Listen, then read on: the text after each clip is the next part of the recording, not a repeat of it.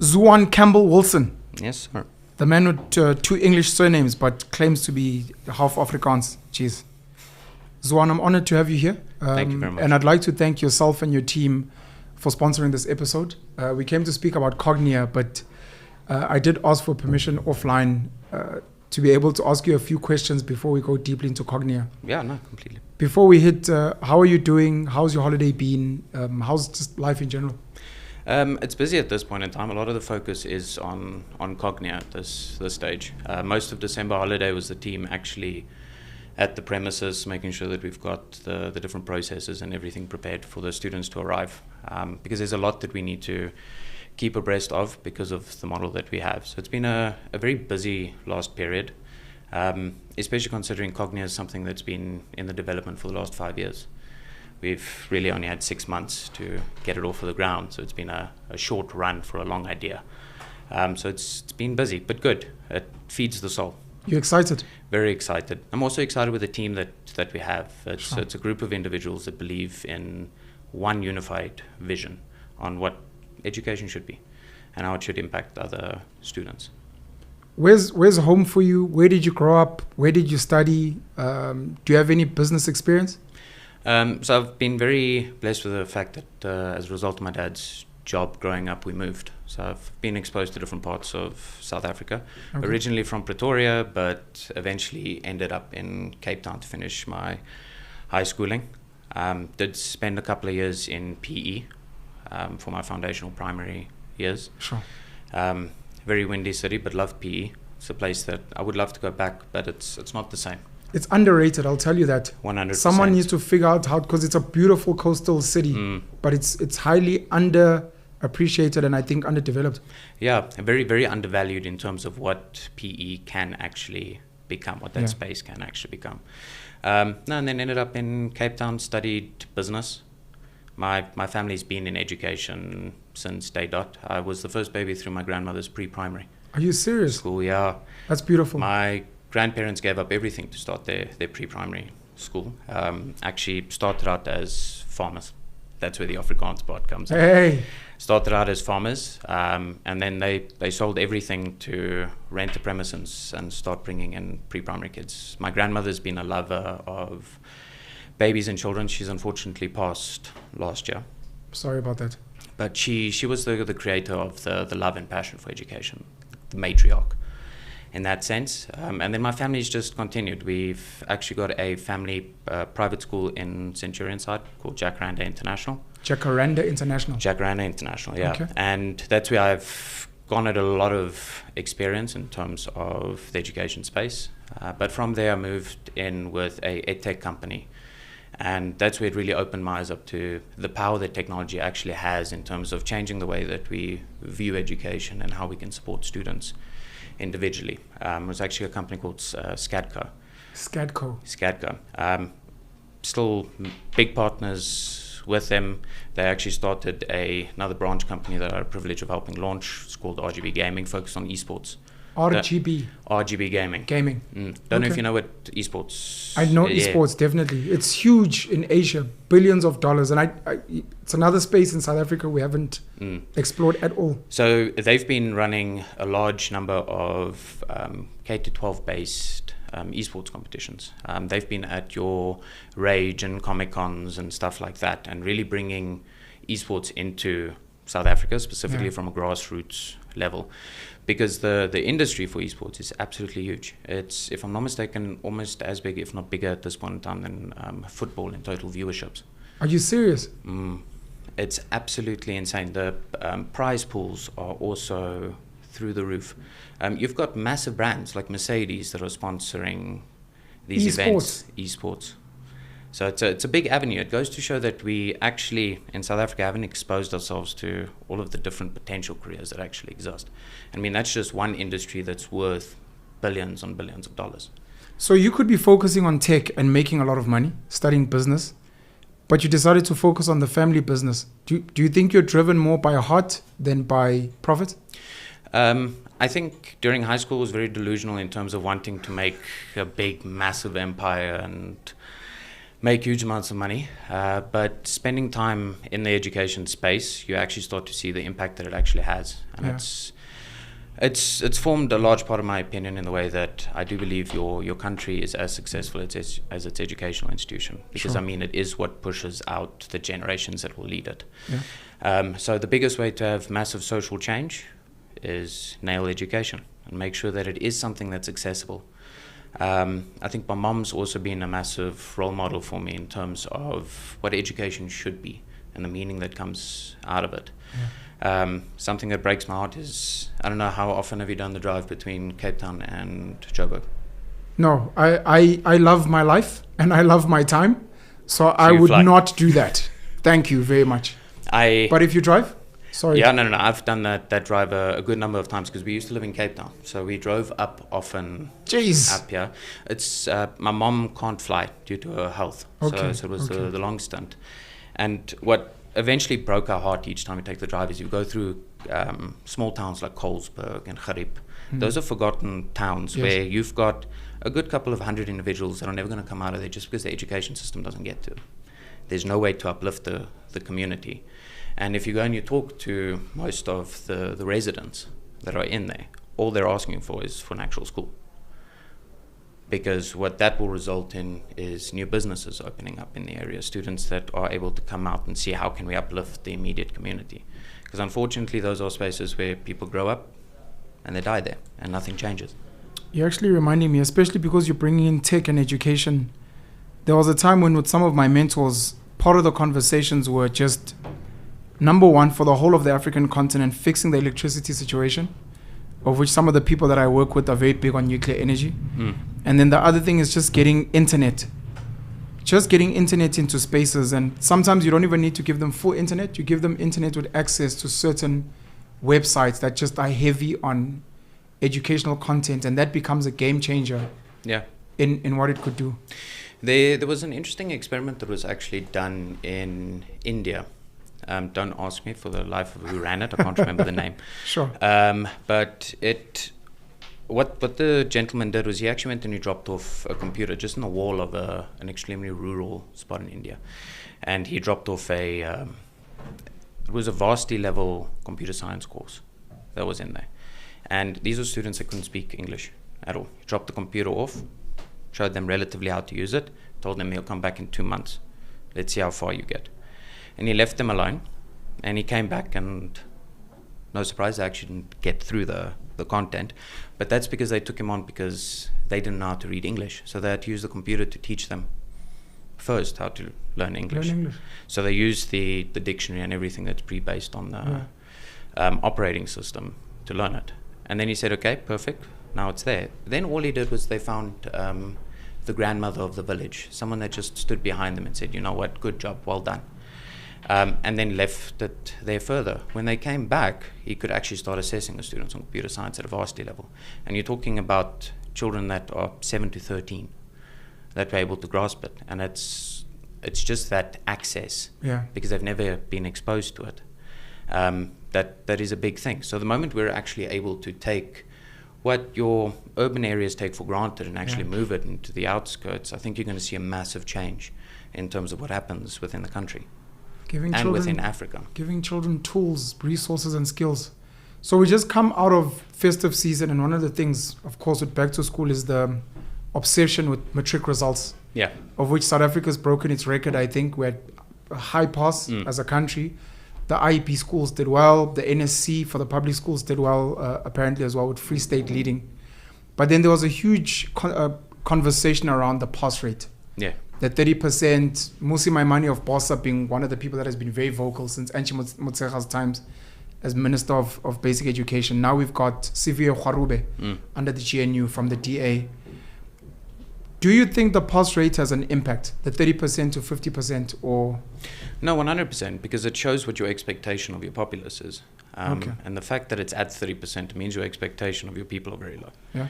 And additionally, how do you expect a workforce that only gets 30% or 35% for math, for example, to actually be effective in today's day and age?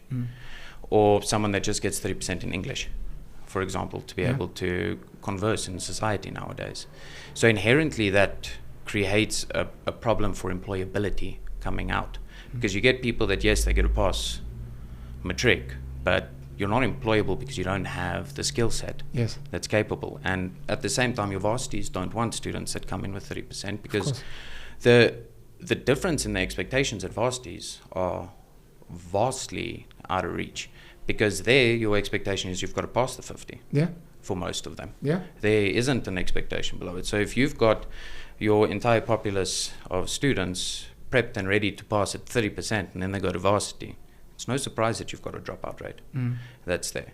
And so I think it has a massive ripple effect in terms of your workforce that's coming up. I think it also plays a big role in the youth unemployment rate that is as shocking as what it is at this point in time.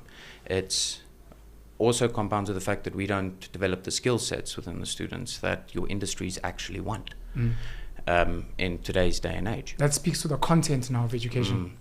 Do you think if we increase the pass rate to 30%, of which, look, it's not, it's complicated when the minister explains it's not just if you get 30% for everything you pass, but for the interest of this conversation, do you think if we increased it from 30 to 50, it would inspire more students to get higher marks, or it would get the students who get between 30 and 50 to become despondent and maybe drop out of school?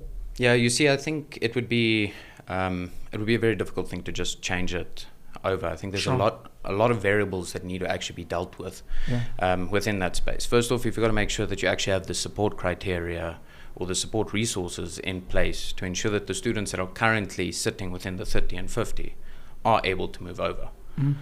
Because if you just do that, I think we're going to be very shocked with what our pass rate nationally for your matrics are. And that's also not very good if you're looking at trying to make a country very enticing for investors. So I think it's a very dangerous thing to just say, cool, easy fix is that. You actually need to fix the system itself and ensure that there's enough support, and that where the money is going is that it's actually hitting the student at the end of the day. Have you ever studied the leading nations? Finland normally gets quoted, I think South Korea. Off camera, you were mentioning Singapore as well, and maybe we'll add China. Do you know what they are doing right that maybe we're not as a country? Yeah, listen, if I have to say the two countries that are places that we should look towards in terms of getting inspiration is Finland and Singapore. They generally swap first and second place in terms of educational systems globally. And one of the big focuses specifically from Finland's side is they're not focused heavily on assessments. So it's not teaching to an assessment. One of the problems that CAPS has is that it is focused on consumption and regurgitation, parrot studying, instead of actually mastering your content and being able to use it at the end of the day. Because I can go and just read a dictionary and spit out the words, but I don't know their meaning. So you need to master your content. And just by also removing the heavy reliance on the assessments, it frees up the educators to be able to focus on each student and make sure that the learning is engaging, so that you don't get students lost because they're not finding anything interesting, or they're not making a connection with the content, because that's also a big thing. We as humans, something that you're interested and passionate about, something that you're willing to invest your time into, something that bores you to tears is something that you're probably just going to fall asleep in. You disengage immediately. 100%. So that to me is just a massive change in terms of where your focus lies. And I know earlier I mentioned to you that the intention that sits behind it. If you have a look at the likes of Finland, their intention on their educational system is something to be amazed by, because it leads all the way to their varsities. You don't pay for any coursework there. If you're actually registered in a varsity as a Finland student, you get a stipend. They actually pay you. Hectic. And you can stay in varsity as long as you want. You can rewrite courses, do whatever you want. That's why you've got so many masters individuals. They incentivize further learning. 100%. And additionally, there's such a big focus and recognition on the educators' roles. So one of the things is they require educators to go past their honors and into their masters. Highly educated educators. Highly educated. This is at basic education level. Even at basic education level. But with that comes the fact that they earn as well as a surgeon. Really? Yeah, within their society, they are respected as much as a doctor. Sure. Because of the role that they play. because there's a simple understanding that your educator is responsible for developing and creating your future leaders and innovators. So again, it comes down to the intention, but for me, the big part from them is the removal of, not the removal of assessments. They do assessments, but it's not continuous. And it's not a focus area It's more not than a the focus master area. No. And I mean, there's a lot of tangible items, and they also focus on getting students to link to their interests and aspirations. And that immediately gets a student that wants to be self-driven. Sure. And wants to learn in those spaces. So that I would probably say is, if you're talking about what's your key difference, would be something as simple as that. You're having me think about a couple of things. I just want to mention them, but you can comment if you want. This thing of incentivizing students to carry on learning. We've got something similar in South Africa, but it almost has the opposite effect. Just recently, I found out that the University of Johannesburg only has 10,500 spaces for undergraduate students, but they got close to 360,000 applications. So the assumption would be these kids are hungry to learn. We need to create more universities. But then I quickly realized that a big part of it is a lot of these kids have nowhere else to go, nothing else to do. And there's a chance that you've got NSFAS that can pay for their accommodation. Give them what is called an allowance, which they end up using in various ways.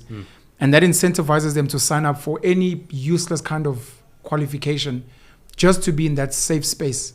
So I think to what you're saying about intention, even if we were to copy the Finnish example in that, I think it must be driven towards qualifications that actually have substance and can add value 100% to society.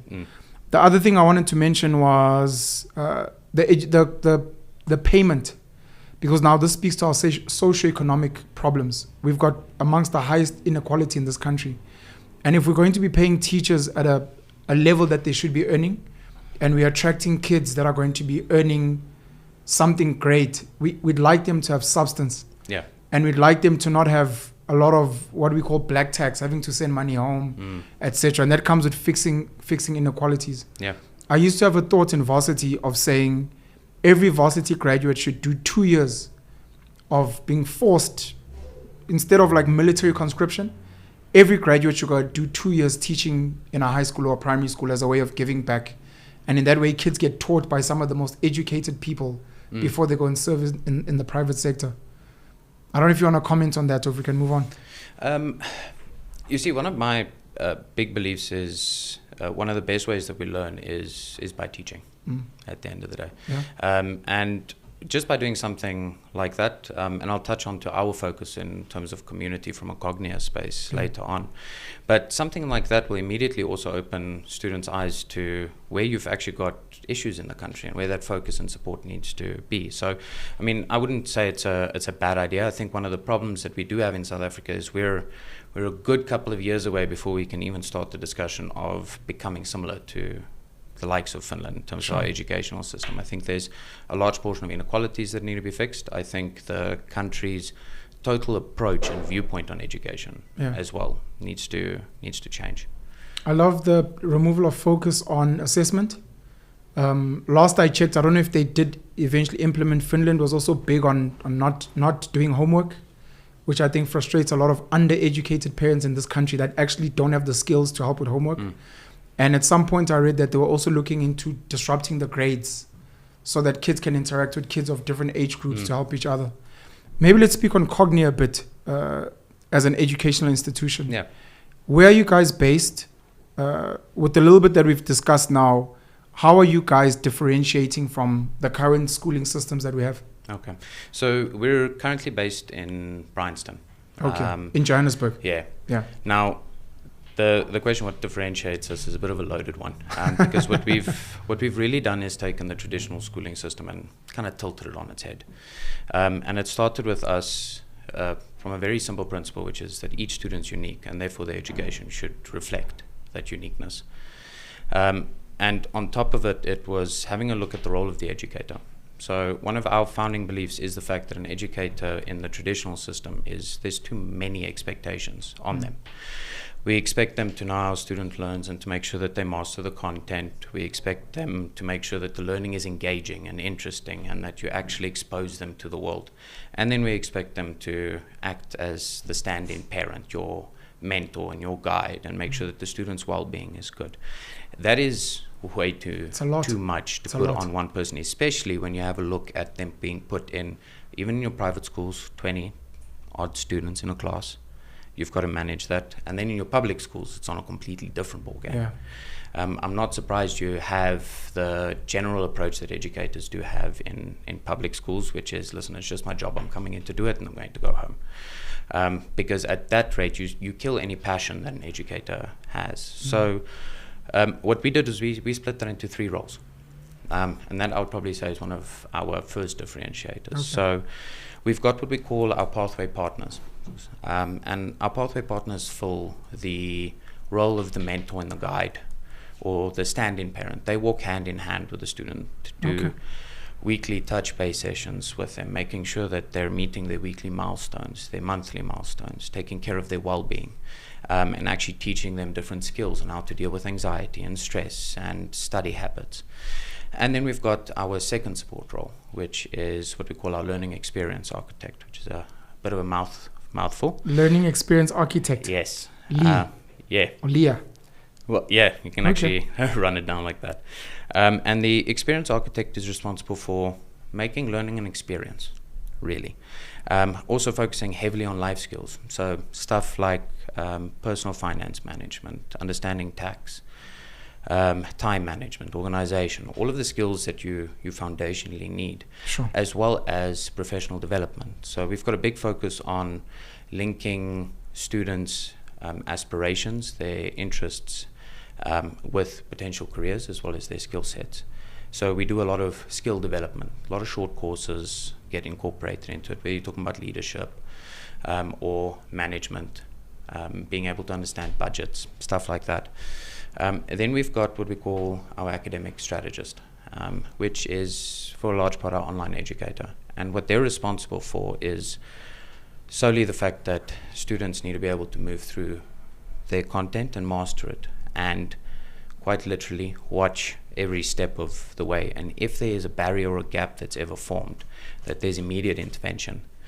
So we don't do the chalk and talk situation. We've got an educator in front of a group of students and talking. If a student has an issue with a certain concept, because we allow them to move through the content at their own pace, if they run into an issue, it's a one-on-one immediately with the educator. The big benefit that comes out of that is it's a quicker turnaround time in resolving a gap or a learning problem that might develop. It also means that the educator is able to answer the question in a way that the student understands. Sure. Because one of the issues that you do have with your traditional system is the expectation that a teacher needs to explain the same concept in a way that all students understand. And that immediately means that you're forcing them to think the same way and accept information the same way, which we don't. We question things. We look at the world differently. And that's where that uniqueness component for us comes in. So that was where we really started with our model and one of our key differentiators. Then we had to look at the way with how does your physical environment support that. So we don't have massive sports fields or anything like that. We do have a belief that students should be trained by experts and specialists. Now, bearing in mind your big performing schools in South Africa do have them already employed as dedicated sports coaches and teams, but your general school, whether you're talking about public or private, have educators doing the training in the afternoon. That's correct.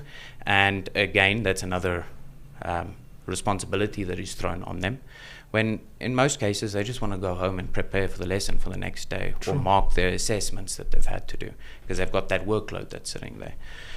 So we create connections with the community and create links for where students can actually go and have access to their sports and their extramurals, whether you're talking about someone that loves football or, I don't know, even to the extent of, like, for example, axe throwing or sewing or whatever the scenario is. We go and we create the connections in the community so that students get access to it, and it's actually being taught by a professional in the space. Sure. Someone who's passionate and not trying to get home. 100%. Yeah. And then we also had to look at, listen, how do you get students primed and ready for the environment and the expectations that varsity puts on you? So we've created what we term a young university space. So students do not have to come in at 8 and leave at 2. We are able to schedule their timetable to them. So, for example, we've got 2 boys with us that want to do professional football, to the point where they actually came from Spain last year. Okay. So their training changes throughout the week. They also live a decent distance away from us, but Sure. it's because the parents want them, their biokineticist and the football club and everything is within close reach. So Yeah. with them, we actually change their coming in time to cater for the family. Okay. And to cater for their sports. So we wrap the education around it. So one of our big beliefs is education is more than just academics. There's a person that you need to grow holistically Yeah. at the end of the day. So we've created a space where students can move between different zones and specialization areas at times that best fits them, but within a structured environment. So it's structured freedom that we allow them to have. One of the other big changes is we don't close throughout the year. At all? No. You don't close at all? There is a period that we close. We close towards the beginning of January, so we open same time as all other schools. Okay. We close for the whole of December. So come 1 December, our doors do shut down and the team takes their break. Sure. But throughout the year, we're open. Reason for that is each student's timetable and year program is developed to them and to their family situation. So holidays are scheduled differently per student. Some students prefer or are best suited for bite-sized information chunks. So with them, it is rather make the school day shorter, let them study on a longer pace, bring their holidays down. Okay. Some students work phenomenally well in the way that they can just move through content and absorb it. So you're academically gifted in students. Where with them, we'd be able to say, cool, you want to finish your content in your first 6 months, you can do so. And then you can have a holiday at the end. For 6 months? Boy! Same thing with, it's a massive benefit that I believe for parents, because now you're not stuck taking holiday or leave during your peak seasons, which is school holiday when everyone else goes on. So that's one of the big differentiators. The other one is students only have to come in 3 times a week. The other 2 days is remote, because we've got this blended learning environment. It's complete integration of technology with some of the best parts of your physical education component, so that we still have the social skills there. But just having the 3 days of them coming in gives us more than enough time to make sure that we have deep touch-based sessions with the student, understanding how they've moved in the past week. There's enough time for us to do social skills in terms of debating or having students actually collaborate on community projects, and a whole bunch of other initiatives within that space. But they're only required to come in 3 times a week, which again also benefits what we term your modern parent nowadays. If you have a look at what your parent situation was in the 60s versus where it is today, it's completely different. In most cases, you have 2 working parents, especially if you have a look at your middle income bracket and lower. They're predominantly both parents are working. Correct. Which means you don't have someone that's able to watch the student in the background. So with this, it also means that we can cater to the family situation, the family dynamic, and actually support the home environment. So we don't do the whole situation of 2:30 students need to either be in aftercare as an additional service or be going home and picked up by parents. Very nice money-making scheme that. Yeah. We're open from 7 to 5. Students can be there from 7 until 5. But it's within a very structured timetable that we put together with them. So probably the other big differentiator is our programs that we have on offer, so what the students actively learn and study. We've got the Cambridge route, which is your GCSEs and A-levels. Now that is perfect for students that want to either go into very specific career pathways, like wind engineering or nuclear fusion or whatever the scenario is, that they want to go and study at varsity. That option works best, or if they want access to international universities, so it opens up the doors. Then we've got what we call our fast-track pathways. And I'm in love with our fast-track pathways specifically because I would have been the type of student that would have gone down there, because I studied business. It would have saved me a whole host of time, because we actually allow students to start their degree program at 16. To start their degree program at 16. Their tertiary qualification from So 16. yeah, so they get loaded into a diploma course, and then they do their final year when they're 19, if they start at 16. When they're 19 with a university from the UK, you can either go there or you can do it completely remote. That's called your top-up year, which means a student gets a degree by 19. Now, it is for your very, traditional pathways or your generic pathways like business management and the like. There are options for psychology, sports science, Sure. Teaching, and statistics. Yeah. So it's your mainstream fields for a Sure. large part, but it works brilliantly for students that know, for example, I'm already going to study business management. Yeah. They can already pipeline into it, because why do they need to go and study 7 other subjects that mean nothing to them? Yeah. Why do I need to study history if I'm going to do business, for example? Now, that being said, during the fast track pathways, we expose them to a whole host of other things. We expose them to the world. But I'm in love with the fast track pathways because it also works well for students that know they want to go down a pro career, for example. And what I do want to mention is nothing that we are doing is brand new. We haven't recreated the wheel here. We have just taken the best parts of what different institutions globally are doing already and brought it together. We're very much focused on the micro-schooling environment. Each of our hubs that we create is built only for 60 students. That's going to be one of my questions. 60 students at 60 each of your, students, let's say, campuses. Yeah. Is the idea. And within each one, there's a total ratio between our 3 support roles of 1 to 10. That was my other question. So it's 1 to 10. Yeah. So very small. It means that we don't take our eyes off of a student at any point in time. Yeah. Also, completely focused on an inclusive school fee. To me, it was one of my primary focus areas, was making quality education available to, as far as possible, your masses, and making sure that it's easy for parents to be able to plan accordingly. So that's why we don't do the aftercare. We don't do additional fundraisers or hidden fees. Sure. You get a flat fee a month, and that's what includes your stationery, your school, your content, your books. Don't need to buy school books. We don't do uniform. Don't believe in it. I know you've got people that say uniform is good for building structure, blah blah blah. Actually, just marketing the school. My is what they're personal, doing. 100%. My personal belief is that it just means if you have an issue with bullying in terms of students not having uniform, it means that you're raising poor students. It means you don't actually have a proper focus on the type of student that you're developing. You shouldn't have that issue. That's it. Additionally, bullying is a problem with your larger schools. Just as an interesting note, Sure. the moment you go over 600 students, you start looking at what they call your mega schools. Close to 1,000 is what they call the mega schools, which most of South Africa's schools oddly are. Sure. And the issue that you have there is, in comparison with your micro schools, so under 600, if I'm not mistaken. Don't quote me on the exact numbers. Sure. But that your bullying situation spikes up by more than 250%. Just because of the student numbers. That's quite and significant, ratio. but I understand it's a large group of kids in a is. small space. It's There's going to be friction. Yeah, it's incredibly difficult to manage. So we're focused on the micro-schooling approach, and I mean that's taken from a large portion of your first world countries. Sure. Now, that excludes the States.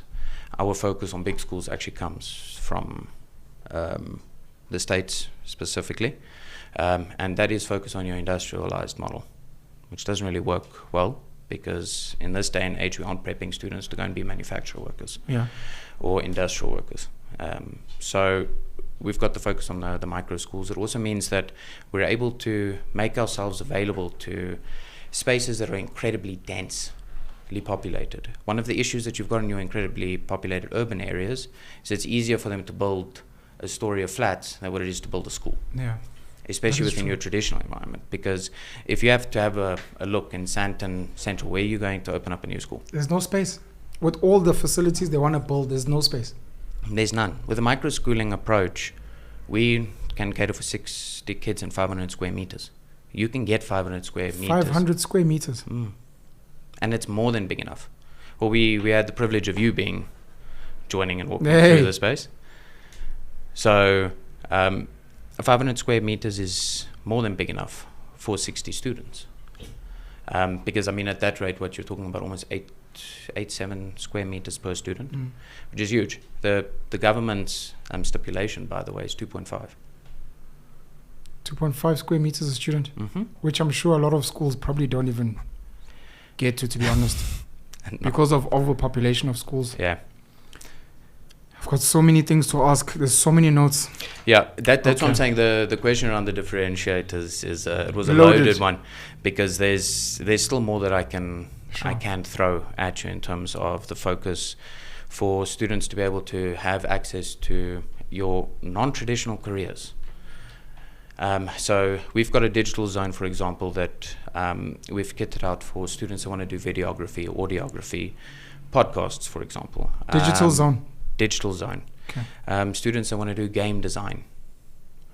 A whole host of different elements or career pathways that traditionally doesn't get spoken at home. Sure. And again, it's an exposure issue that sits there.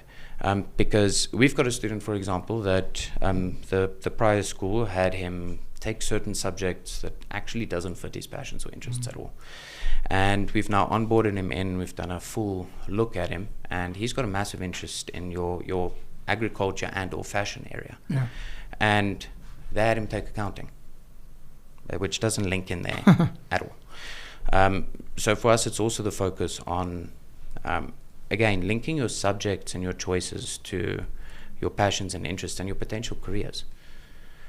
That's there. Another big differentiator is, for example, our intake assessment process. So we want to know as much about a student as possible before they join us, so that we can immediately start creating a custom learning process for them. So we start off with your basic academic assessment baseline, which is on English and mathematics. If a student wants to go down the science route, we do science assessments as well.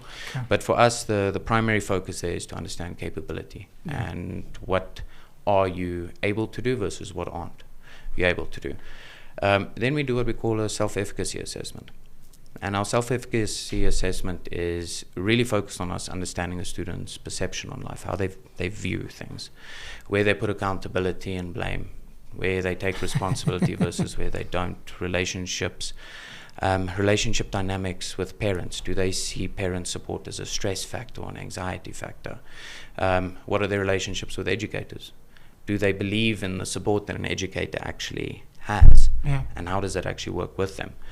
Then we do a personality assessment, a Myers-Briggs test.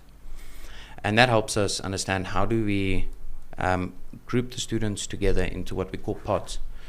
So earlier you mentioned breaking down the grade barriers, or those age barriers. We don't have grades in classes. We have what we call pods. And each hub is made out of 4, so groups of 15. And we create each pod based off of students' interests and passions and personality types, so that you actually create a small social group that actually can become friends. Yeah. Again, your lifelong friends, based off what we have seen research-wise, there's always linked to some form of interest or Correct. correlating value at the end of the day, or vision in life. Yeah. And again, what we have seen trend-wise is most of the friends that you have in high school don't live past high school, because in your traditional setting, it's a friend that you've made because of your environment Fact. that you're in. And it's nothing that extends out of it. So we want students to be able to make lifelong relationships that they can actually leverage as they Based develop. on interest and values, as you said. Okay. And also making sure they're put with the right mentor. Again, one of our mentors, for example, is a massive lover of drama and theatre. The other one loves horticulture and growing and agriculture.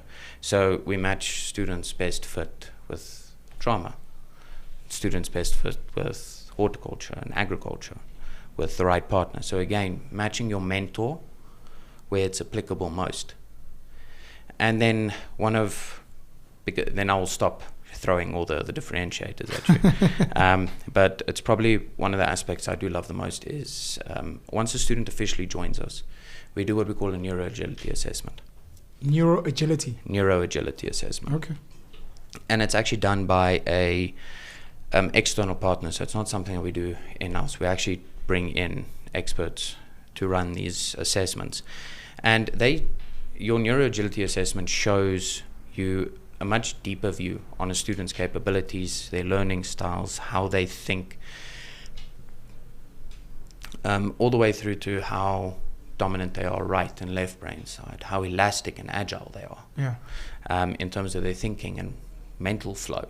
And that allows for us to know, okay, listen, this student is someone that predominantly works really well from a visually, a visual learning perspective. They need to see what's happening versus a student that can just read text. You also have students that need to have multiple learning styles together. They need to hear it, they need to see it, and they need to feel it, which is very different. So we also use all of that to make sure that your subject selections are right, that we're setting you up for success. You're not being put into subjects that you get free discretion on deciding without knowing everything behind it. So we also do career tests when they come in to make sure that we're selecting you for your most successful path. But we prep them for 3 careers so that once they leave us, they've got 3 options that they can choose. They're not stuck with just going down one pipeline. It's how many doors can we open for students and make sure that they're employable at the end of the day, with the focus on that professional development, short courses, and job shadowing. It's a big thing for us, is actually exposing students to the working environment. This is also something that you guys offer. Yeah. Job shadowing. Yeah, so our experience architect's responsible for that. Jeez. Experience architects, our incursions. Leah, learning experience architect. Okay. They're also responsible for doing our incursions and excursions, which is included in the school fees. Happens every 3 months. I've never heard of an incursion. I know excursions is when you guys get out of the school and you go somewhere. Yeah, so an incursion is when you bring it to the school. So, for example, one of the incursions that they will be doing this year that we're planning for is bringing a chef inside to teach them how to cook. Hey.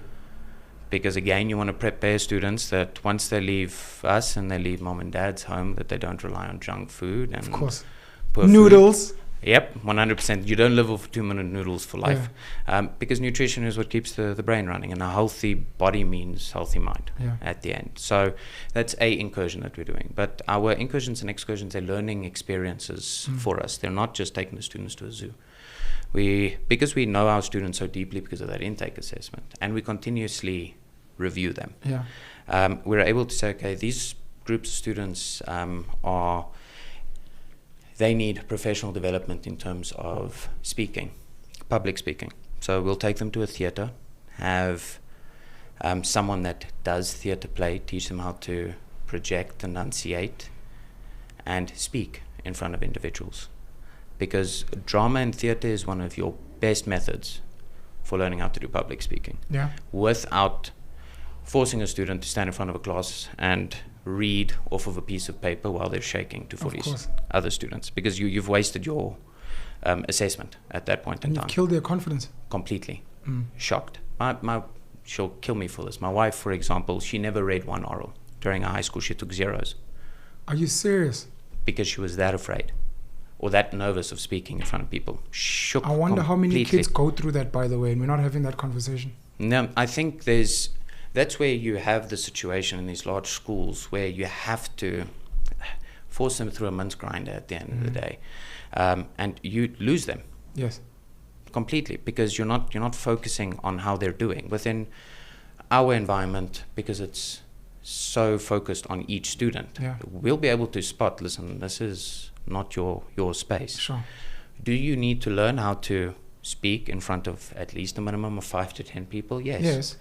But do you need to speak in front of 50 people? There's very few times in anyone's normal career that you're going to do that. There's only specific, like management, or if you're going into public speaking, politics or podcasting, or whatever the scenario is, where you need to do that.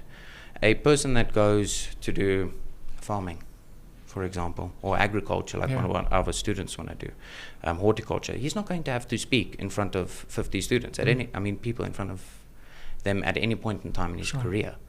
It might be something that's worthwhile learning, but if it causes extreme anxiety and nervousness, you shouldn't force it at any stage.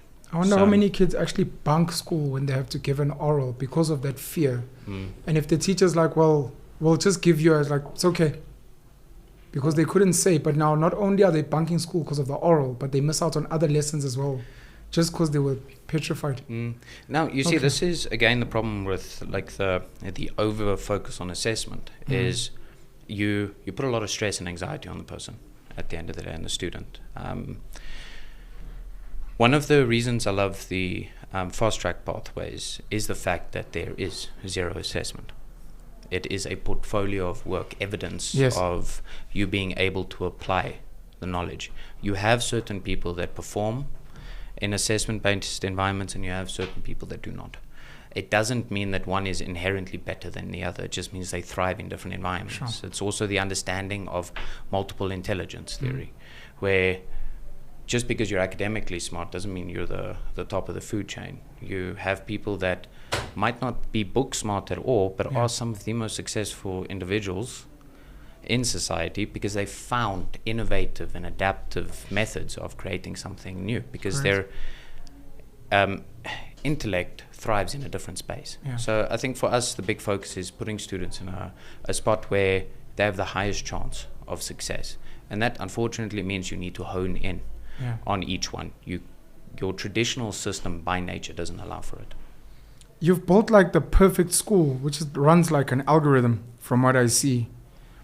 I don't want you to give the amount, but this sounds like it would be very expensive. So you don't have to give the amount. I just want to know, comparative to other private schools where people can maybe put their range. Listen, I'm happy to share the school fee. Well, people can go search for it, but it will change. But I just want them, because I wanted to reference other schools here. And look, I still want us to go through these notes. You've got Curo, of course, founded by Dr. Chris van der Merwe, which has become incredibly successful. They're under Stadio now. It's a traditional school. It's private. I think some of the schools have got NSC. So they use IEP and NSC depending on the school. Some are more expensive than others. Some are quite affordable. They've got the Meridian range, etc. But Curo has come in and they've done really well, especially as a business. You've got Future Nation schools, Sizwe Nxasana, celebrated businessman, and a celebrated wife, Dr. Judy Dlamini as well. They have an Afrocentric view, and I do think they try to bring some tech into their schools in what they're trying to do. But again, these two schools are still very much traditional, which is something you confirmed with me as well before we started filming. I think Nova Pioneer also gets mentioned in those schools. Elon Musk starts Ad Astra. It was initially for his boys, and now it's become its own school. I think they focus on tech, on projects, but that's obviously in American in dollars. But listening to all the things you've said, and I'm going to go through the notes to explain why I'm scared. I'd expect all the work you guys are doing to be incredibly expensive, to be more expensive than the most expensive schools in the country, which are over, I think currently 400,000 a year, of which expensive private schools are around 100,000, 150. There's okay private schools at about 60,000. And then, like I said, some of the Curo schools, especially that they have in townships, I think can go for 30, 40. But those are private schools. And the ones in the townships, the Meridian range as an example, I think they very much like public schools largely. They don't have the greatest facilities. They're just there for education. But looking at that lowest range, looking at decent private schools, the expensive ones at 150 to 200, and then looking at the super expensive at like the 400,000 range, I'm trying to figure out where you guys kind of sit with all of this stuff. We're focused on middle income because that is where the largest portion of South Africa is. So we've structured our school fees in a way that it enables a middle income family to be able to do it. One of my big beliefs is, and it actually came from as an inspiration from my mom when she was raising my sister, is that a single parent should be able to afford quality education. On their own. Hectic. Now, bearing that in mind, we don't compare with the likes of your Curos that are obviously in your townships and stuff like that, solely because of the international curricula that we've got, because it's got its own host of expenses and exam fees. And we want to make sure that it's all inclusive. So your monthly fee covers it. We don't come in when it's exam time. Say, hey, please pay up. We need exam fees. Not that. You spoke about no hidden costs. None at all. So that is where we do sit. So I would say we're comfortably in the middle. Okay. One of the big components that I do believe impacts why school fees are there is your higher profit percentile group in South Africa has accepted that expensive school fee means quality education. Yeah. So they can just keep upping their price. Additionally, a large portion of the costs and burdens that are run within a traditional based school relies on like its premises. Sure. As well. Sure. Because you don't have a way that can be flexible and adaptable. Again, in our space, that's why I said we don't have the massive premises. We can narrow it down, and that gives us the ability to be effective in terms of being costly. Sure. Or cost effective for parents. Okay. Let me go through my questions before I forget.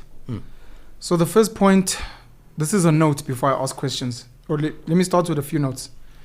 2 TED Talks that I think are incredibly brilliant, and if people have never watched them, Sal Khan of the Khan Academy speaks about mastery, which we've spoken about. Instead of just cramming and then regurgitating, master something before you move on. The other one is Sir Ken Robinson. I think he's passed away, may he rest in peace, who speaks about holistic learning and that it can't just be about STEM subjects and academics. Some kids thrive in using their bodies, in learning in different ways. And then I want to thank you for some of these answers that you gave me, because I wanted to ask about the total number of students. These are the questions parents always want to know. And you're saying for each of your campuses, maximum 60 students. They always want to know students per teacher or teacher-student ratio, and you say that's 1 to 10, which is better than almost every private school I'm aware of, because they boast at their best levels, it's 15, but you're looking at about 20 to 25, to be honest. So 10 is ridiculous. And then your operating hours as well, which you said is 7 a.m. to 5 p.m. Yeah. And you say there aren't any hidden aftercare fees, and this becomes a big one, because a lot of schools close at 2. Yeah. And then parents have to, after paying the 150,000, they still then have to pay maybe another 50,000 just for aftercare type of situation. Yeah. Okay. So, I mean, a big focus for us was making sure that it's something that parents can plan for at the end, because I know having a child inherently comes with costs that fluctuate. Yeah. Sometimes they're sick, sometimes they're not. You've got stuff like that. In this case, we can at least make one of your components consistent. Yeah. The only thing I would say that sits outside of our monthly school fee is our annual camp. Okay. But that is something that we give parents, I think, almost 6 months notice on what it is. And that's because our annual camp it's not compulsory. It's something that we highly recommend, because similar to our incursions and excursions, it's a learning experience. So we're not just going to take them to the farm down the road to go and do a gladiator course or whatever the scenario is that typically happens. It's actually taking them to spaces where they can learn. So one of the stuff that I'd love for our students to be able to do is go to the Cape to do some of the cultural heritage tours through the nature.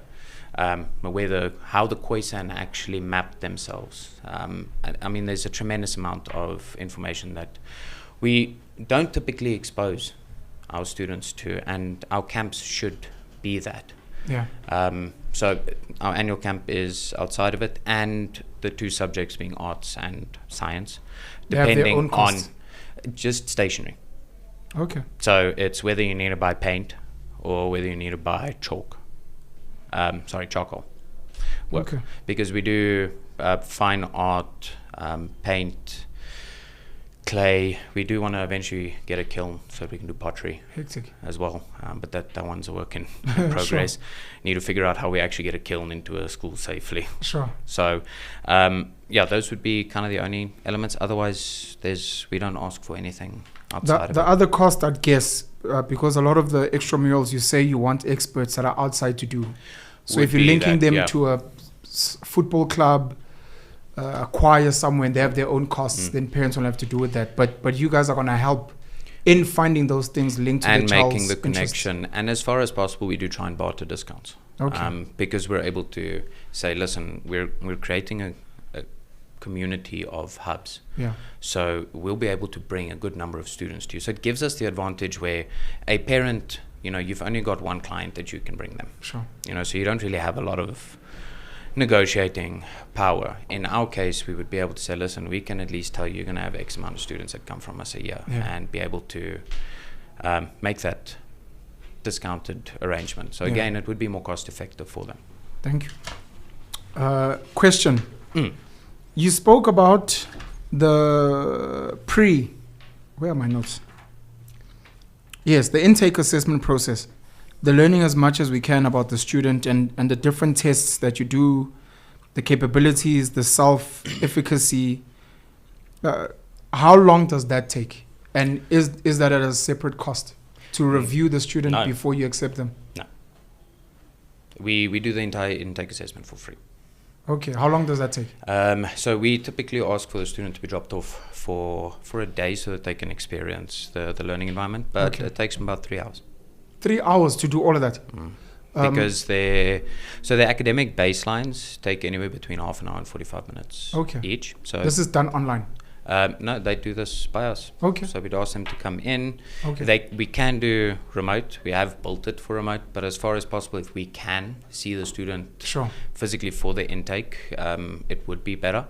Because then we can already start getting a feel for them. And our partners, our mentors, will be able to ask them additional questions and insights that you typically wouldn't get there. I mean, that's how we, for example, immediately picked up on the fashion versus the agriculture on the one student.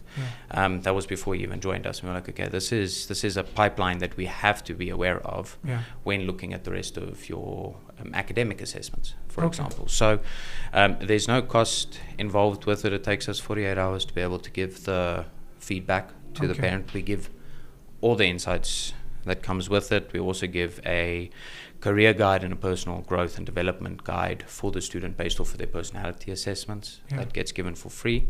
The only part of the assessment the neuroagility assessment only happens when you join us officially, because that one does have a much bigger cost that we can't just carry without guaranteeing that a student's with us.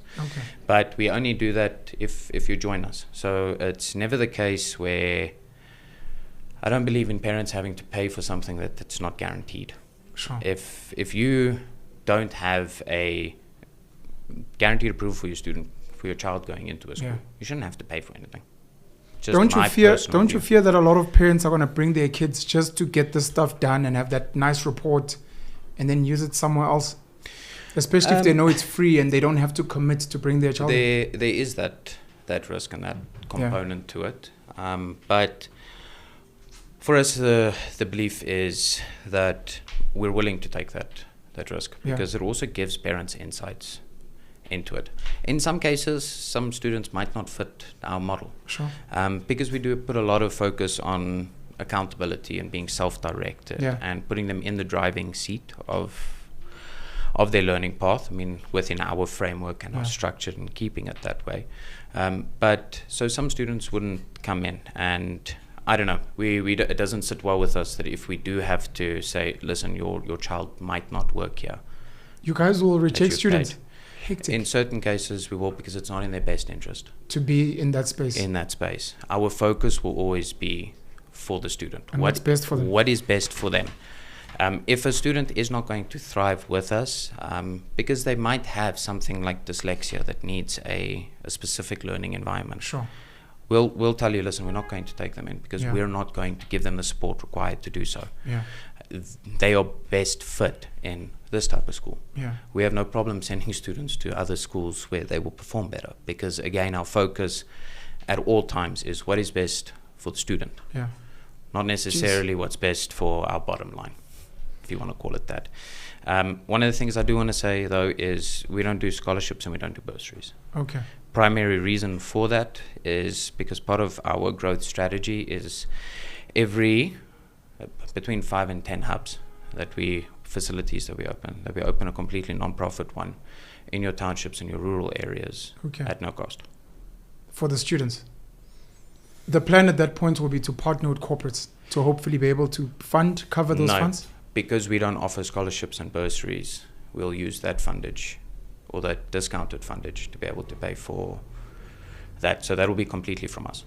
Would you be willing to partner with 100%. Okay. I mean, again, if it gives us the ability to have a good social impact and to make it available, 100%. Because I can imagine some corporates are going to be watching this saying, this is absolutely brilliant.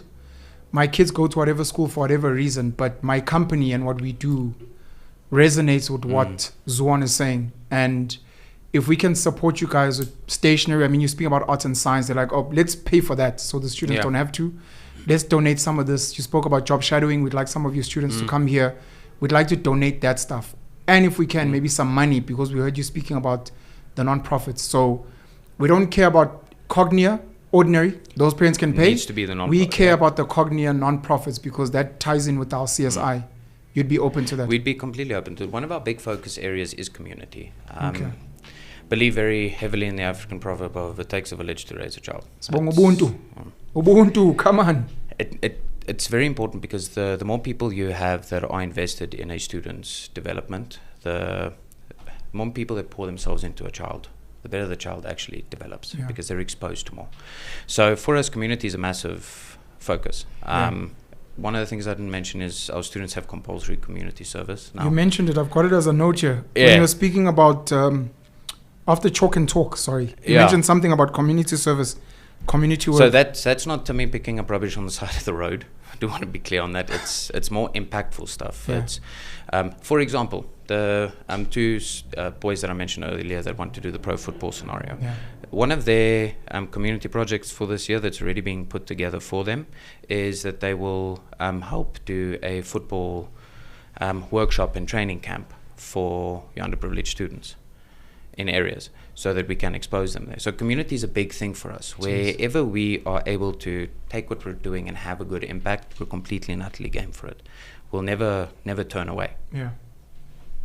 You mentioned the three roles, the pathway partners, the learning experience architect, Leah, patent, trademark, Penzo. Thank you.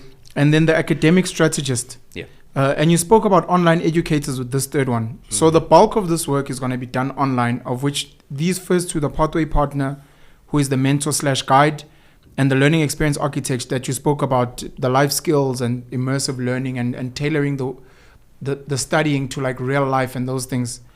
Those are physical people that are present, and then this third one is more online? No, so it's actually only our pathway partners that are physically there. Okay. And the reason for that is it allows for us to be a lot more adaptable in the way that we can give support, because we're able to say, listen, we're not location bound in terms of where we can resource experts within the field. Yeah. So it just helps with our adaptability and flexibility in terms of giving support to our students. It's also something where, because we're focusing on the micro school scenario, that would be too many bodies in a single environment. Sure. And because of how we run the physical space, there's no requirement for an educator to sit there all day because they're not teaching a group. They're doing one-on-ones. Sure. So when you spoke about the ratio of 1 to 10, you were speaking about the pathway partner. No. I was talking about all three of our support roles, because our experienced architect and academic strategists are qualified educators. Okay. Completely and utterly. Our pathway partners go through a very extensive professional development process before they even allowed to interact with students. So we already level them up to what you would typically equate to a second or third year varsity going educator. That's there. But our pathway partners are specifically trained to become mentors and guides to the students. So they know the content as well as what the educator does. Okay. They're just not qualified, if I can put it that way. So our 1 to 10 ratio is all three. If you do just your partners to your students, then you're looking at about 1 to 12. If you want to be your qualified individuals as educators per student, it's about 1 to 12. Okay. Whereas the partners, all in all, comes to 1 to 10. You spoke about this thing of facilities and fields. I just wanted to make a note. Some of the best performing schools in South Africa currently are the Islamic schools from an academic perspective. And what I've realized is that a lot of them focus only on academics. And then they also suggest that the kids go elsewhere. And from the little bit I've heard, even in places like in the UK, where we have like a huge school sports culture. The kids will go to school, and then after school they join a club. Yeah. So we go to different schools, but we play for the same sporting club. I think is something that I'm hoping you guys will inspire for South Africa to say, look, a lot of the teachers don't want to do this. They're not qualified. They want to go home. The kids are not getting the best. Can they focus on education? And then whatever facilities we have, can we take them away from the schools and turn them into local clubs? And then kids from different schools around, hopefully Cognia branches, can then come and deal with real professionals, that the guy rocks up to come and coach football or rugby without having to stress about marking math scripts. Yeah, because they're not spending the day prior planning for lessons. They're spending the day prior planning for your coaching session. 100%. Which is a very different way in terms of what performance you're going to get out of the students. Additionally, what I love about that approach that you do see within your European countries is what it does for community. Because instead of creating these siloed learning spaces, you're creating academic institutions, but the students go to the same clubs. So you're actually creating a lot more long life friends again, because sports is a passion and an interest for a large part. If you don't like running around a rugby field and getting tackled, or you don't like running around a soccer pitch, you're not going to do it. It's something that you're interested or passionate in. So I love that concept because of what it does for community. And I think there's so many places in our country alone that would thrive off of an approach like that. I fully agree with you. Thank you. And I wanted to make a note about these top schools because you're 100% correct. Specifically, let me speak from a rugby perspective, which is a sport you and I have both played. The top rugby schools in this country hire full-time professionals, doctors, physios, coaches that are only there for that. You might find that the first team rugby coach, if he works for the school, does like physical education. So he does PE. It's not anything that's super heavy, so that the focus can just be on like the first rugby team and making sure that they thrive. So thank you for that. I love that young university space you spoke about. I love the scheduling where you say, look, we're flexible on each child because we want each child to thrive. I love what you said about being open throughout the year, besides January and December, which is when people are on holiday anyways. But that you can kind of tailor make, and also based on your child's, because you spoke about own pace, the child's learning pace, that they're not being held back by the slower kids or being frustrated because the teacher has to slow down for the slower kids. Or maybe you're a bit slower and you're like, I need it to be explained over and over. It can't be that just the other kids have moved on. Now I must just move on as well. We want to do mastery. I have a question for you. Your thoughts on, because again, this sounds like a combination of all the best. What are your thoughts on homeschooling, just as a concept? Nothing negative per se. I'm going to have the same viewpoint as online schools from a homeschooling perspective, and that is that there are certain students that can thrive in that environment, but there are, for a large portion, I don't believe it is the right choice for students. Primarily because you don't get your social skill component developed in there, and there's a significant amount of support that you're then putting dependency on the parents, who are probably at work and won't have the time. If you have a look at the way that your online schools actually structure their service plan, all your educators, for a large portion, they only answer you via text. So you have no human connection. Correct. And at any point in time, unless your parent is the one that does that or that watches over you. So I think you play a very risky game in terms of completely losing kids. And it sets parents up for failure, because once you develop learning gaps and barriers, it's difficult to backtrack. Take myself, for example. To today, I can't read Roman numerals. I think all of us can't read Roman numerals. Well, my wife can. She rubs it in my face quite often. And that was just because I was sick during grade 2 during Roman numerals. I've also always struggled. I had to fix it in my matric year. It almost had me fail matric math. Pure math was fractions. Because I was also sick early primary school and I missed out on fractions. And it nailed me in algebra and matric. Have you ever watched Sal Khan's TED Talk? I've watched some of his stuff. I don't know which one Okay. You're talking about specifically, but Ken Robinson, I've watched almost Sure. all of his stuff. So Sal Khan speaks about exactly what you're saying, that when you miss out on the foundational learning, you almost can't backtrack. And he uses the example of a house. That imagine if you're building a house and you give yourself 3 weeks for the foundation to set. And it just so happens that it rained, the weather was bad. How the schooling system works is if it's 60% sort of set, like, that's good enough. Let's keep it moving. We can build on them. Then you put the bricks. And again, you have a deadline of you should have been here on this day. We're going to sort of cover it. You weren't there. There's some bricks missing. It's okay. Put the roof, After a while, the house collapses. Yep. And it goes back to, but you didn't let the foundation set. But it would have taken an extra 6 weeks. So be it. Yeah. Because if the foundation is not set, by the time you want to put the roof, you probably can't even put it on because there's no house. Yeah. So it's really one of the spaces that not just Cognia fills, but I hope a whole lot of schools and educators and people that run education are going to really be like, we cannot let kids move on until they've mastered certain concepts. It doesn't have to be all of them. You missed the day when you guys were painting something. That's tough. Yeah.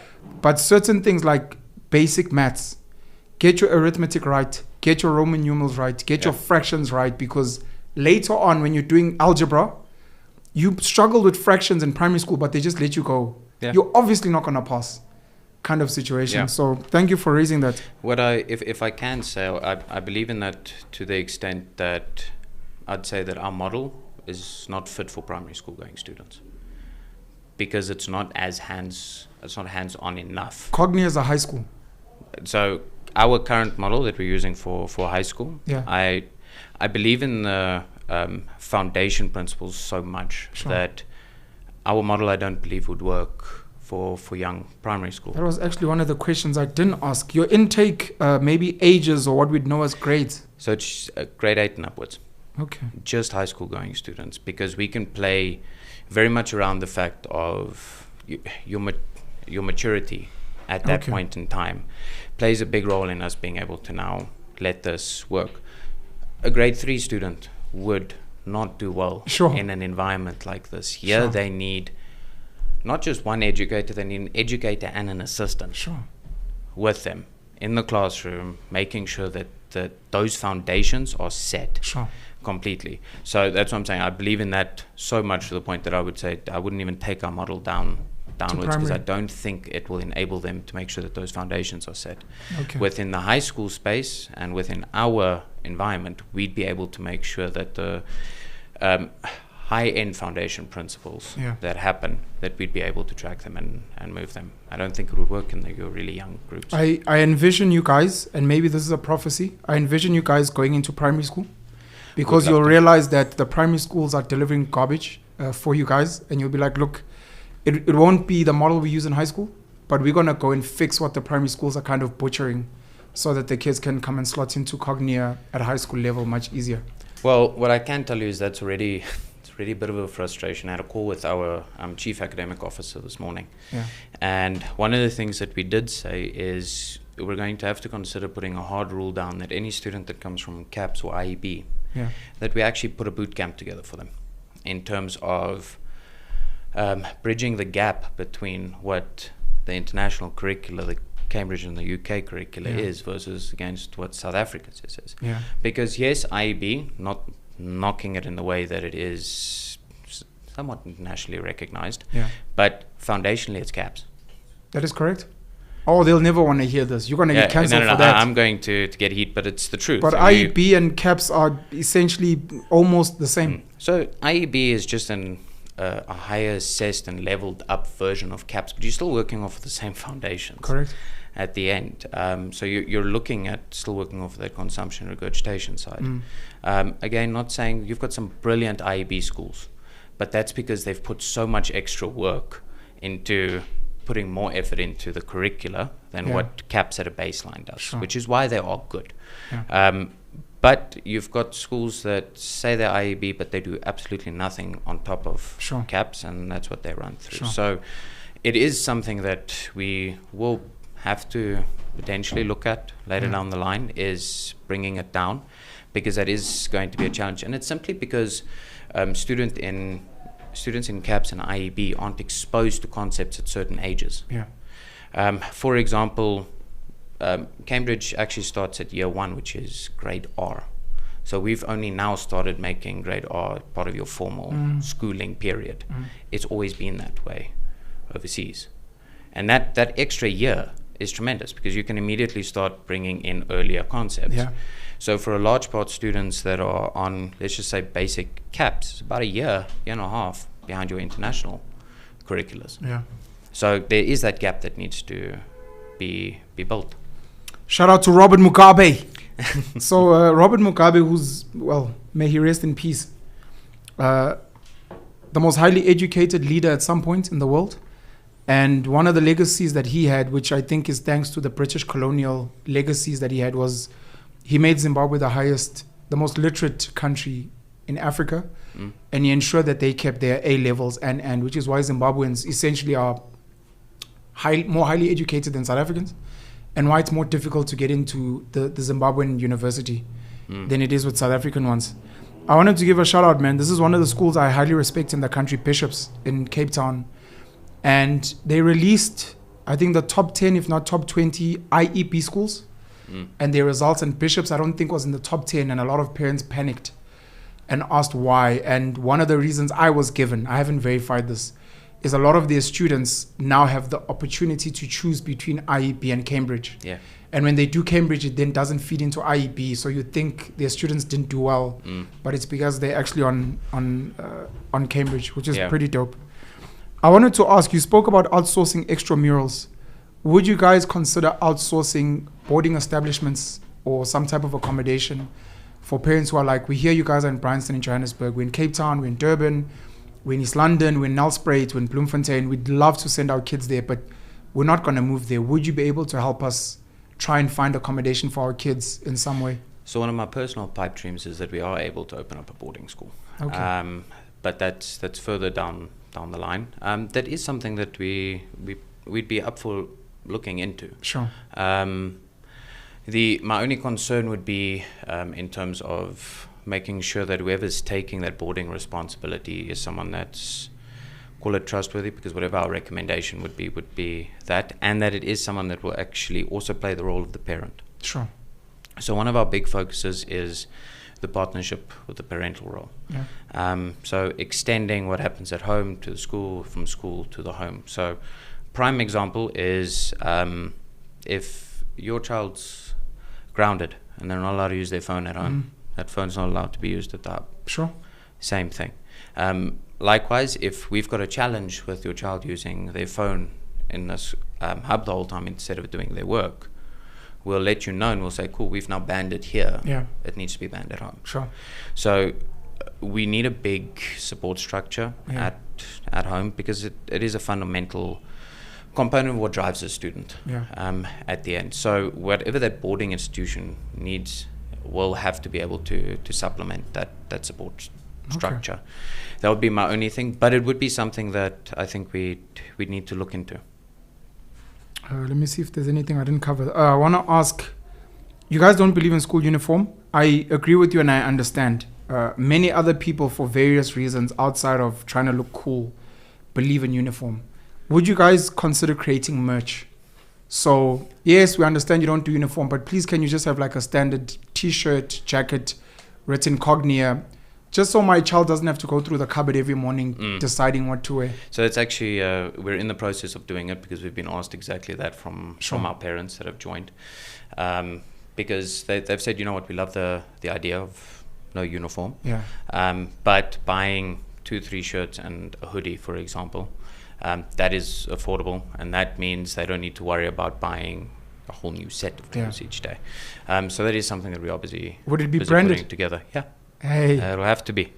Well, we've been asked specifically that it's branded. Of course, so people can know we go to Cognia. Yeah. Okay, you spoke about digital zone, non-traditional. I wanted to ask your opinion. I don't know if this speaks to the assessment, the initial, what did you call it, assessment, intake? The intake assessment process. The idea of an IQ test, aptitude test, which are some of the things we did late in high school to try and figure out where a child should be sitting. Is that kind of what you were speaking to, or would this be separate? So we don't do. Not a particular fan of just your IQ test or your aptitude test. I think IQ test immediately doesn't take into account your multiple intelligences. Correct. So that isn't something that we're particularly fond of. Your aptitude tests aren't accurate. I mean, it's like doing a career test. And the problem that you have there is if you've got someone that has the capability and the skill set to do multiple industries, all your aptitude test says is you can do whatever you want. It's like, well, that's great news. Reason I know that is both myself and my brother went through aptitude tests. My parents paid out of their backsides for it to be done before we chose what routes we wanted to further study. And both of our results came back with, you can do whatever you want. So that doesn't actually help anything. Yeah. And even the results that you get out of it doesn't particularly assist. There are certain types of aptitude tests that work really well. But from our side, in terms of making sure that we're able to build this customized pathway and the information that we need, we've decided on doing very specific assessments for specific parts of information that we need to draw out of the student. My concern with aptitude tests is sometimes they are too broad stroked. Again, you do get aptitude tests that don't have that problem, and that can be really effective in terms of giving you an idea of your pathway forward. But for us, just internally for our process, it works a lot better for us to do a couple of different assessments that give us more in-depth insights into particular spheres of what makes the student the student. Okay, a few more questions and we can shut it down. Yeah, no stress. Male and female staff, number one. Number two, maybe for people that have the skills or the passion for what you're trying to do, would you consider plug and play staff or outsourcing staff, people who maybe want to come in once a week, once in a cycle, to be like, I'm busy, I work, but maybe I'd like to give a month, a year to come and add into your art program. I'm a professional artist, and would you consider plug and play staff, outsourcing staff, and just your general views on the number of male versus female staff? Is that a consideration? So in terms of just the ratio of male to female staff, that isn't something that we are particularly concerned about or put much focus on. It's the right person for the right role. Sure. I do lean towards somewhat of the belief that part of our partners will largely be female staff members because it's that maternal instinct that kind of runs in there. And the fact that this is just by on trend, females are more empathetic than what males are. Sure. And if you're talking about someone that needs to assist in managing anxiety and stress levels, it's a lot easier for an empathetic person to pick up on it. So I think in that space it would naturally just lean towards that. But again, if we have a perfect partner that comes in, that would be a great mentor for a set of students. It doesn't mean we're not going to bring them on because they're not female or they're not male. But in terms of bringing in external people, the plug and play scenario, we've got something similar to it already that we've created, which is called our expert network. And one thing that we've been actually blown away by is the number of experts that you actually approach that would be willing to give a couple of hours of their time throughout the year towards education. So part of our expert network's role is that depending on the career that students are going down or whatever the scenario is, that they actually engage with workshops and seminars at least 2 to 3 times a year, that they're exposed to an industry expert or someone that works within that field and has enough experience within that space that can give insights. So we do have something like that already in place. It's something that we would love to have more individuals on, because again, it's running on that concept, the more people you have that can pour into a student, the better. Because again, in this day and age, you can do multiple careers. You can do a blend of careers as well. So it might be in certain students' best interest to meet an industry expert from this side and an industry expert from this side and put it together for where they're actually going down. I've got nothing else, Zuan. I don't know how people can contact you. Number one, parents who are looking for something different. Number two, students who have listened to everything you've said and they're like, I think this is more what I should be doing, considering my career aspirations and my lifestyle. For corporates, that potentially want to sponsor the NPO site or work with you in some way. And then for experts, teachers, etc., who are like, we want to maybe be part of your expert network and find out what you guys are doing. How can people contact you guys? They can jump onto any of our socials or our website, pop us a message on WhatsApp. So we've made it accessible for anyone, and they'll also be able to see our different contact details on our website, which is nice and simple. It's just cognia.academy. Cognia, Cognia, Academy. .academy. Okay, I'll put any links in the description as well.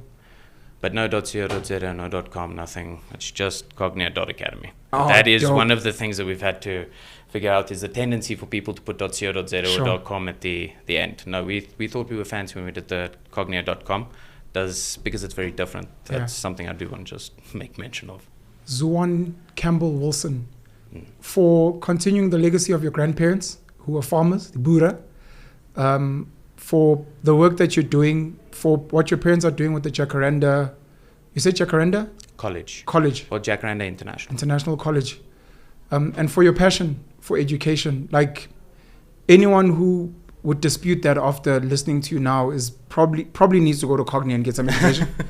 But thank you so much for joining us. Thank you so much for sponsoring this episode. And I wish you guys nothing but the best of luck. And I'm hoping myself, some of the people in my life and various stakeholders that I'm aware of are going to plug into what you're trying to do, because it's not only about Cognia, but it's about building future generations in South Africa that are actually going to make a huge impact. And you guys are like, we can wait and scream and kick to get government to do the right things, or we can just build this thing. And as young people, you decided we're going to do it ourselves. Well, thank you for having us on. If anything, I just hope this continues the conversation about education. I think the more we actually talk about it as a country, the better. I think we do ignore it for a large part. It's how we've gotten to the place where we've accepted a 30% for pass rate. Tragic. So I do hope we've at least caused people to ask some questions. That's really, really what our main goal of today was. Thank you so much, Zuan. Thank you very much.